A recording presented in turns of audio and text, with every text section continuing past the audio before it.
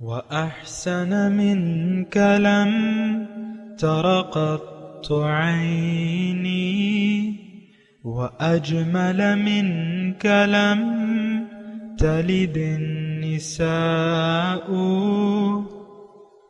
خلقت مبرأ من كل عيب خلقت مبرأ من كل عيب كأنك قد خلقت كما تشاء.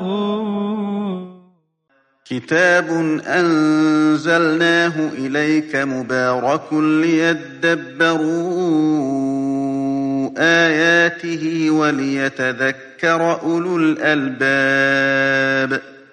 یہ کتاب برکت والی ہے جسے ہم نے آپ کی طرف نازل فرمایا ہے تاکہ دانش مند لوگ اس کی آیتوں میں غور و فکر کریں اور نصیحت حاصل کریں. اللہم صلی علی سیدنا محمد وعلی آل سیدنا محمد بعدد کل ذرۃ مئۃ الف الف مرۃ. سامعین و ناظرین کرام، السلام علیکم ورحمۃ اللہ وبرکاتہ. سامعین کرام، سورہ حجرات آیت نمبر 4 سے 6 حصہ دوم 26-30 درس کا نمبر. آج کا موضوع خبر کی تحقیق ضروری ہے. اس کے ساتھ آج کے سبق کا آغاز کرتے ہیں. سب سے پہلے گزشتہ سبق کا اعادہ ہوگا.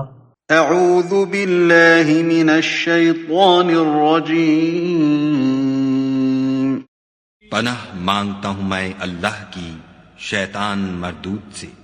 بسم اللہ الرحمن الرحیم. شروع اللہ کے نام سے جو بڑا مہربان نہایت رحم والا ہے. ان الذين ينادونك من وراء الحجرات اكثرهم لا يعقلون. جو لوگ تم کو حجروں کے باہر سے آواز دیتے ہیں ان میں اکثر بے عقل ہیں. ولو انهم صبروا حتى تخرج اليهم لكان خيرا لهم واللہ غفور رحیم. اور اگر وہ صبر کیے رہتے یہاں تک کہ تم خود نکل کر ان کے پاس آتے تو یہ ان کے لیے بہتر تھا، اور خدا تو بخشنے والا مہربان ہے.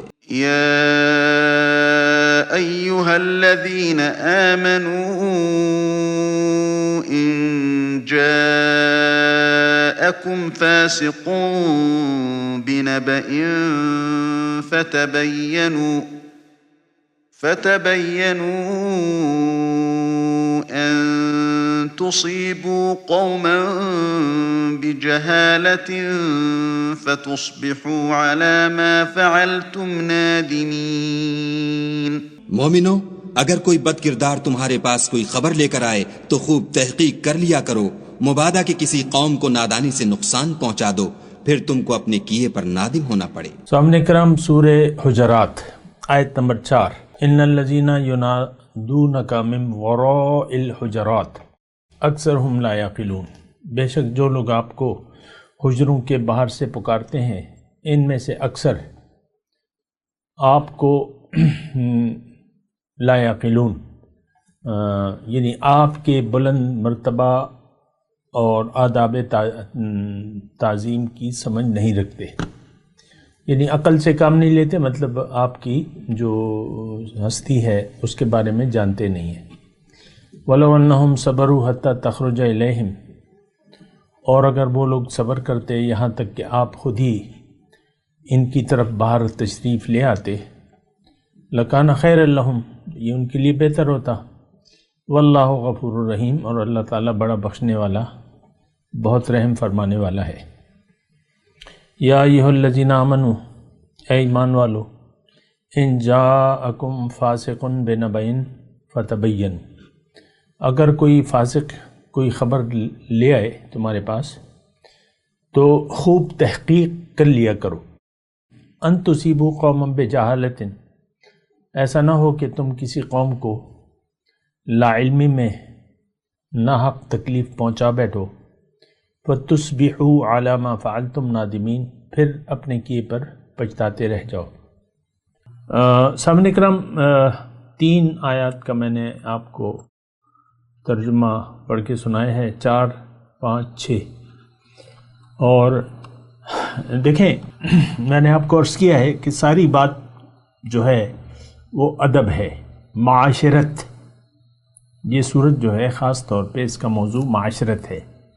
آپ کیسے معاشرے میں رہیں، کیا رویہ ہو، بڑوں کے ساتھ کیا رویہ ہو، آپس میں کیا رویہ ہو، اور مختلف اس پہ موضوعات ہیں، وہ ابھی آئیں گے آپ کے سامنے، کچھ آ چکے ہیں۔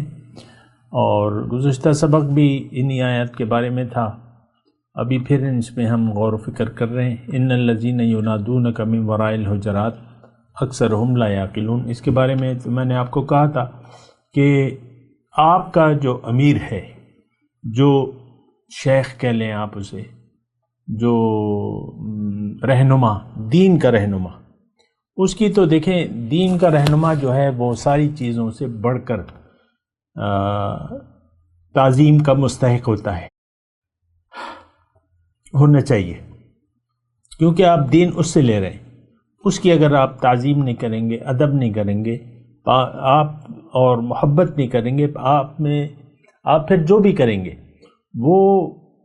وہ درجہ نہیں پا سکے گی جو ہونا چاہیے، یعنی آپ اس کی اطاعت بھی پھر نہیں کر سکیں گے جب تک آپ کی اس کے فرامین کی، اس کے عمل کی آپ کی نظر میں کوئی اہمیت نہ ہو، تو پھر آپ دیکھیں، پھر آپ وہ درجہ نہیں حاصل کر سکتے، استادی اور شاگردی والا ماحول پھر نہیں رہ سکتا، پھر ایک رسمی سی بات ہو جاتی ہے۔ بہرحال تو اچھا، یہ ان الذین ینادونک من وراء الحجرات اکثرہم لا یعقلون، تھوڑا سا اگر آپ سمجھیں، عقل سے کام لیں، تو اپنے رہنما کی تعظیم کرنی چاہیے۔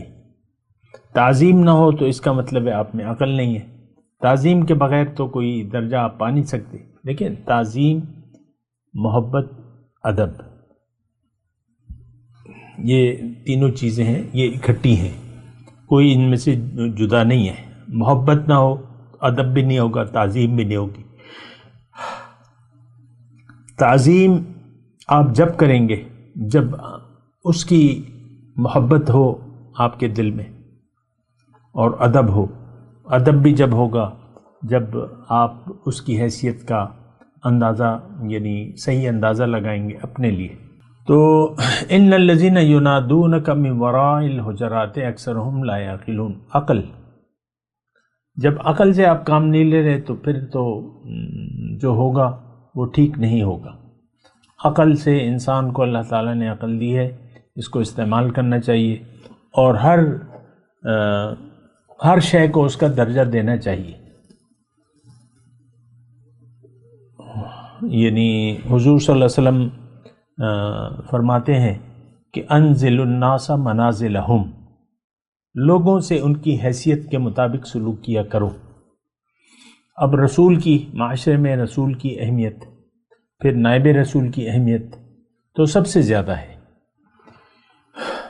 آج کے معاشرے میں نائب رسول کی بات کر رہا ہوں۔ اگر ایک ایسا شخص آپ کو مل جاتا ہے جو رسول کے نقش قدم پر ہو، آپ کو دین کی ہدایت دے رہا ہو، اور عملی طور پہ آپ کے سامنے نمونہ پیش کر رہا ہو، تو وہ یعنی وہی آپ کا استاد بننے کا لائق ہے۔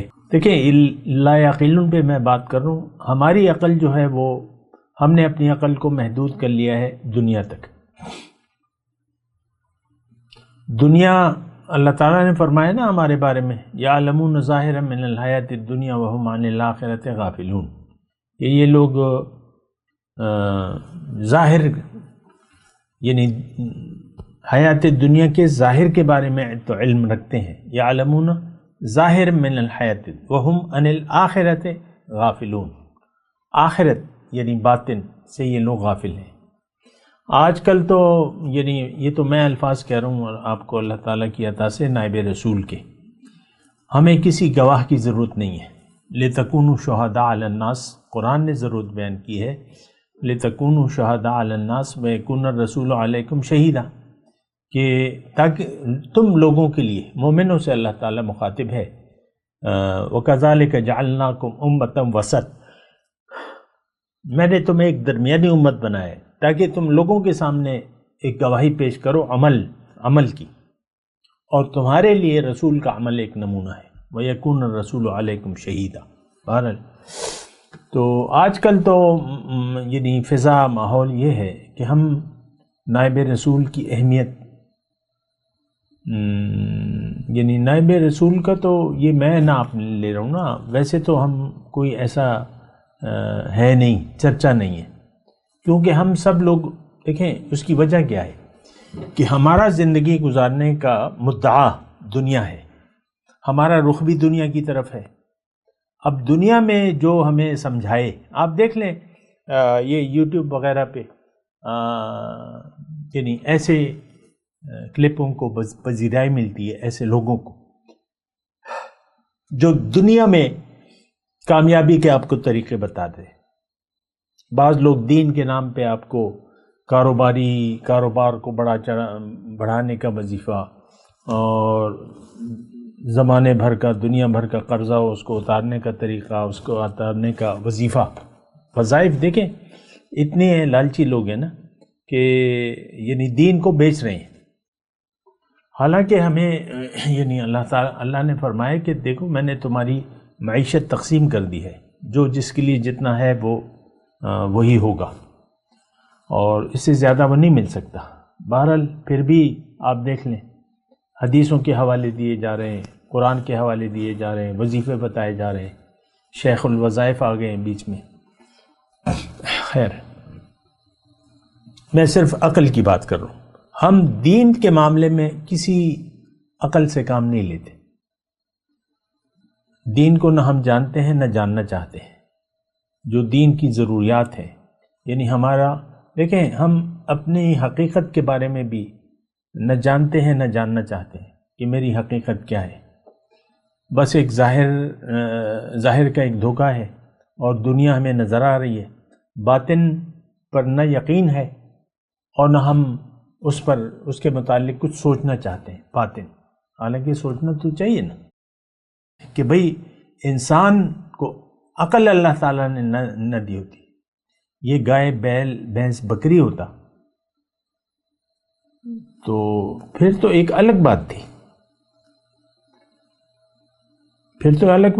آپ میں عقل ہی نہیں ہے، لیکن عقل دی ہے، اور عقل ہی کی وجہ سے آپ کو یا تو چھوٹ دی جائے گی یا آپ کی پکڑ ہوگی، بے کا آخذ و بے کا اعطی۔ اکثرہم لا یعقلون، یہ اس وقت کے بعض لوگوں کے بارے میں تھا، لیکن آج کے ہم سب کے سب جو ہیں عقل سے کام نہیں لیتے۔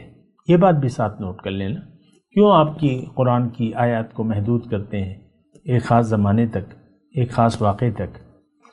ہم کیا عقل سے کام لے رہے ہیں؟ نہیں لے رہے، ہم تو اللہ کی بھی قدر نہیں کرتے، ما قدر اللہ حق قدرہ، اللہ کی شان کو ہم نہیں پہچانتے، اللہ کے وجود کا ہمیں یقین بھی نہیں ہے، یقین ہوتا تو ہماری زندگی ایسی نہیں ہوتی جیسے کہ آج ہے، ہمیں یقین بھی نہیں، اللہ کے وجود کا احساس بھی نہیں ہے۔ دیکھیں ہر شخص جو ہے من چاہی زندگی گزار رہا ہے اور گزارنا چاہتا ہے، یعنی من چاہی زندگی کیا ہے؟ یہ تو گناہ ہے، فسق ہے۔ ابھی آگے ایک آیت آئے گی، بئس الاسم الفسوق بعد الایمان، ابھی آگے آیت آئے گی، ایمان نہ ہو تو فسق ہے، ہمارا ایمان نہیں ہے، ہم تو ظاہر کے لیے زندگی گزار رہے ہیں، ظاہر ہی ہمارا مدعا ہے اور ظاہر ہی ظاہر ہے۔ اچھا اب آگے چلتے ہیں، وَلَوْ أَنَّهُمْ صَبَرُوا حَتَّى تَخْرُجَ إِلَيْهِمْ لَكَانَ خَيْرًا لَهُمْ، اگر یہ صبر کرتے، اور صبر جب ہوتا جب یہ عقل سے کام لیتے کہ بھئی ہمارے دین کے سربراہ جو ہیں وہ اس وقت ان کا عام ملاقات کا وقت نہیں ہے، تھوڑا صبر کر لیتے ہیں، تھوڑا انتظار کر لیتے ہیں، وہ جب اپنی مرضی سے اپنی خواہش سے باہر آئیں گے تو تب ملاقات کر لیں گے. یہ بہت بڑا اجر ہے. دیکھیں دین کا رہنما جو ہے ایک بہت بڑا رتبہ رکھتا ہے اللہ کے نزدیک، کیونکہ وہ تو محبوب الہی ہوتا ہے. کیوں ہوتا ہے؟ کیونکہ وہ رسول کے نقش قدم کو لیے ہوئے ہوتا ہے، رسول کی اتباع کر رہا ہوتا ہے. تو ظاہر ہے وہ آیت کی روح سے ان کنتم تحبون اللہ فاتبعونی یحببکم اللہ، اللہ تمہیں اپنا محبوب بنا لے گا. تو ظاہر ہے کہ وہ شخص اگر آپ کو مل گیا تو وہ محبوب خدا ہے، وہ رہنما ہے آپ کا، عملی طور پہ گواہ ہے آپ کے لیے. بہرحال اس کے درجات بڑے بلند ہیں، تو اس کا تعظیم، اس کی ادب تو یہ ہونا چاہیے. نہیں ہوگا تو آپ اس سے وہ فائدہ نہیں لے سکتے. بہرحال لکان خیر لہم واللہ غفور رحیم، اس میں مضمون یہ ہے کہ ابھی تک اگر تم سے ایسا نہیں ہو سکا تو پھر تم معافی مانگو، اور اس روے یعنی اگر معلوم نہیں تھا ابھی تک تو اللہ تعالیٰ معاف کرنے والا ہے لا علمی کی بنیاد پہ، اور وہ بخشنے والا مہربان ہے. آیت نمبر 6 یا ایھا الذین آمنوا ان جاءکم فاسق بنبأ، اے ایمان والو اگر تمہارے پاس کوئی فاسق آئے کوئی خبر لے کر، فتبین. اب یہ سارے مضامین میں تو آپ کو کہہ رہا ہوں، یہ ساری صورت جو ہے یہ آج کے لیے ہے. شان نزول کے لیے جو بھی تھی وہ تھی، آج کے لیے ہم دیکھیں گے یعنی مومنوں کا معاشرہ ہے. آپ اگر مومن ہیں تو اللہ تعالیٰ ایمان والوں سے مخاطب ہے، یہ بات بھی نوٹ کر لیں. جو فاسق ہیں ان سے اللہ تعالیٰ مخاطب نہیں ہے. یا ایھا الذین آمنوا، اس میں بار بار الفاظ آ رہے. سورت کا آغاز جو ہے وہ بھی ایمان والوں سے تخاطب ہے. یا ایھا الذین آمنوا لا ترفعوا اصواتکم فوق صوت النبی، نہیں، لا تقدموا بین یدی اللہ ورسولہ. تو بہرحال ایمان والے مخاطب ہیں، یعنی جو ایمان والے نہیں ہیں ان کو اس کی ضرورت بھی نہیں ہے. اور نہ دیکھیں آج قرآن ہمارے لیے بے اثر ہے، اس سے ہم ہدایت لینے کے لیے تیار نہیں ہیں.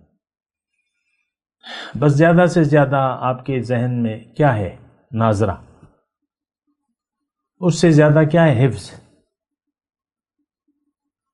اس سے زیادہ کیا ہے؟ ترجمہ یا تفسیر کی کتابیں لے کے بس آپ پیغام ہو جاتے ہیں. میرے پاس تفسیر کی کتابیں ہیں، اور یا میں فلانے درس میں کا حصہ ہوں، وہاں بیٹھتا ہوں، کتاب کھول کے بیٹھ جاتا ہوں، ایک کان سے سنتا ہوں دوسرے کان سے نکال لیتا ہوں.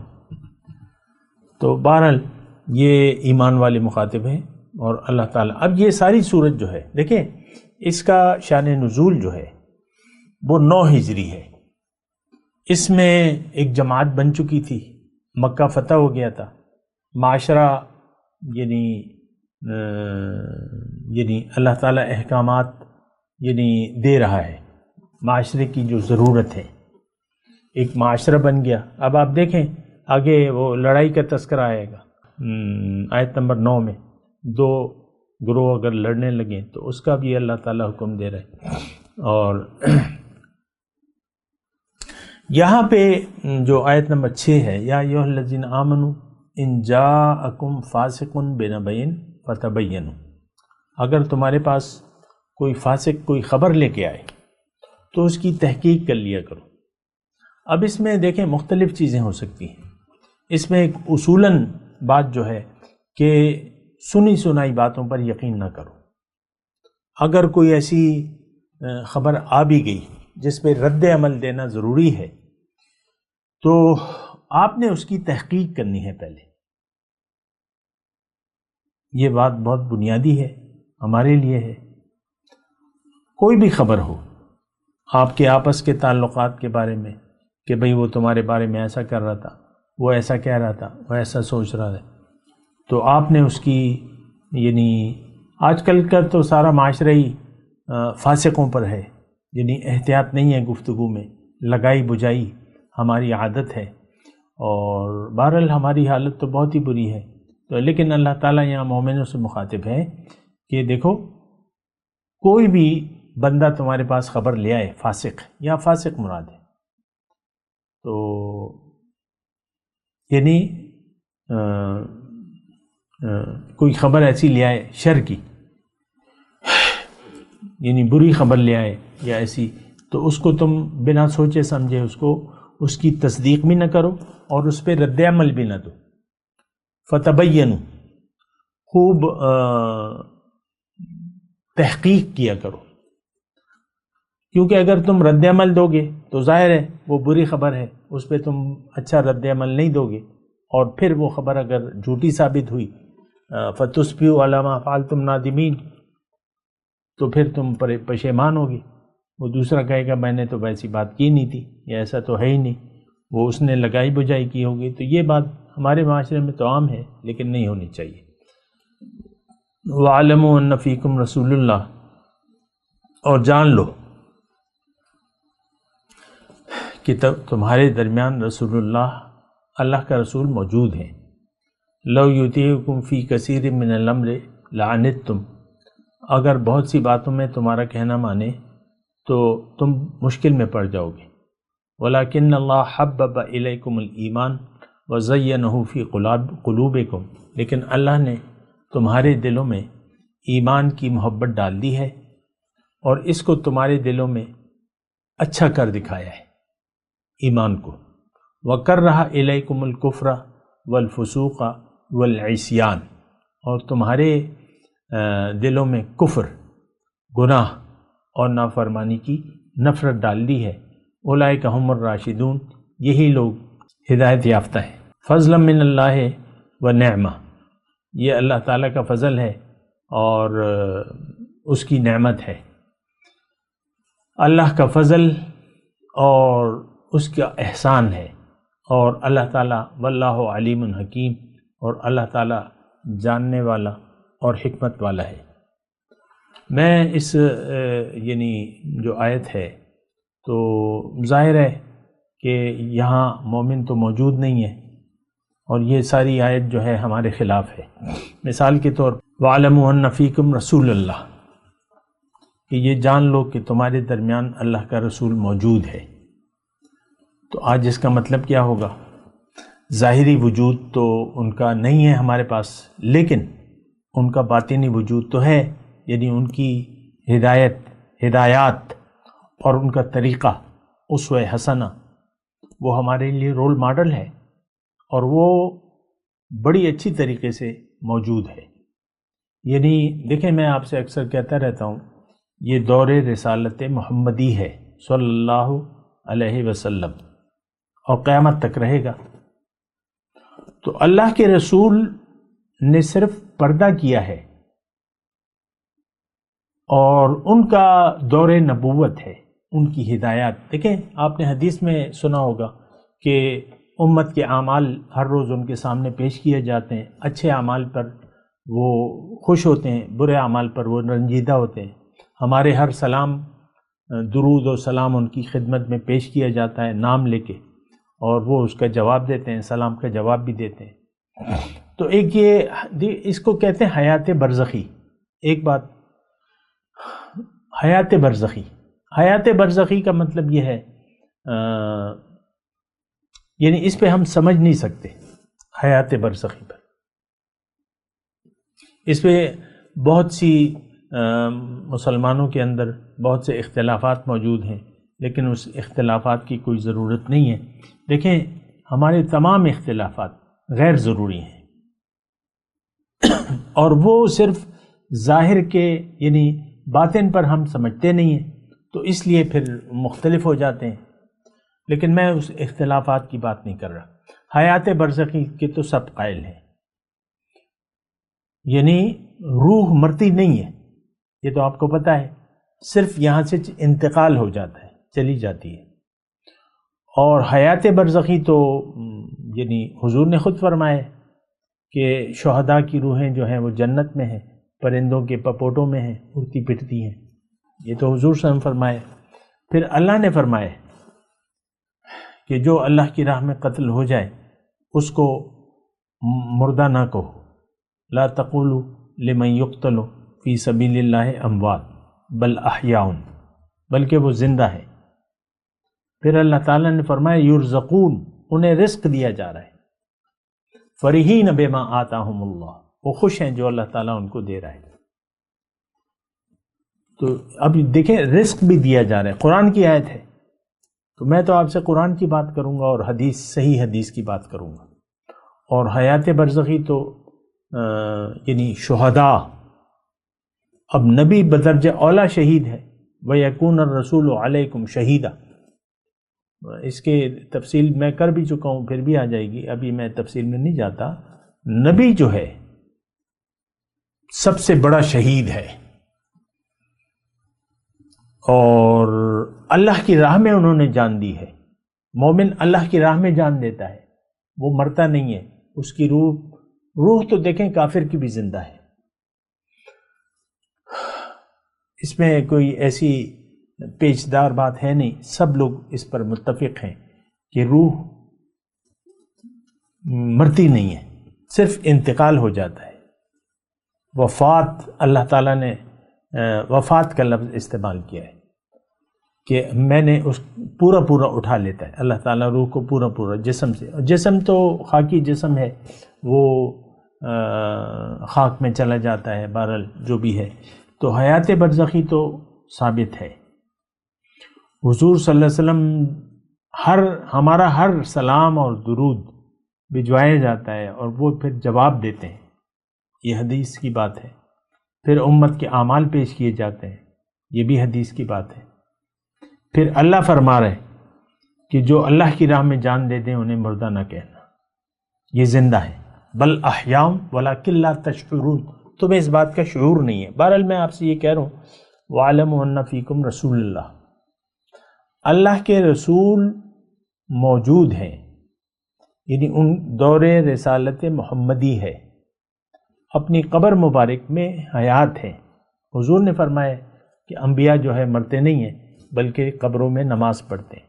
حضور صلی اللہ علیہ وسلم کی ہمیں شعور نہیں ہے نا، کیسے نماز پڑھتے ہیں، کیسے زندہ ہیں، کیسے تو یہ تو ہماری یعنی عقل اتنی ہے نہیں۔ باطن تک دیکھیں عقل کی رسائی نہیں ہے، جو چیز باطن سے تعلق رکھتی ہے تو وہ پھر سمجھ میں نہیں آتی۔ اچھا، اب اس میں آپ کو یہ کہہ رہا ہوں، ایک شعر یاد آ رہا ہے، اچھا ہے۔ بظاہر آپ محمد جی رہتے ہیں مدینے میں، بباطن آپ کا گھر ہے مسلمانوں کے سینے میں۔ تو اصل چیز تو محبت ہے، اللہ آپ کے دل میں ہے۔ اگر اللہ کی یاد سے آپ کا دل آباد ہے تو آپ زندہ ہیں۔ پھر اللہ کے ساتھ رسول کی محبت بھی اگر آپ کے دل میں ہے تو رسول بھی آپ کے دل میں ہے، بات تو ایک ہی ہے۔ اللہ کا نور ہے نا، اول ما خلق اللہ نوری۔ بہرحال یہ پھر بعض لوگ جو ہے یعنی اختلافات ہیں ناسمجھی کی وجہ سے، اور اس میں کوئی اختلافات کا ایسی بات ہے نہیں۔ بہرحال میں یہاں پر اپنی گفتگو کو روکوں گا کیونکہ ٹائم کا مسئلہ ہے۔ میں تلاوت کرتا ہوں، میرے ساتھ دہرائیے۔ اعوذ باللہ من الشیطان الرجیم، بسم اللہ الرحمن الرحیم۔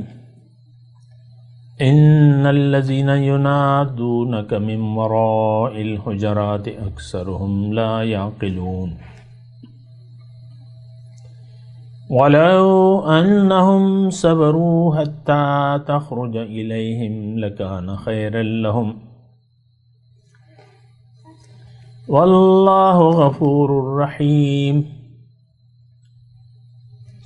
یا ایہا الذین آمنوا ان جاءکم فاسق بنبأ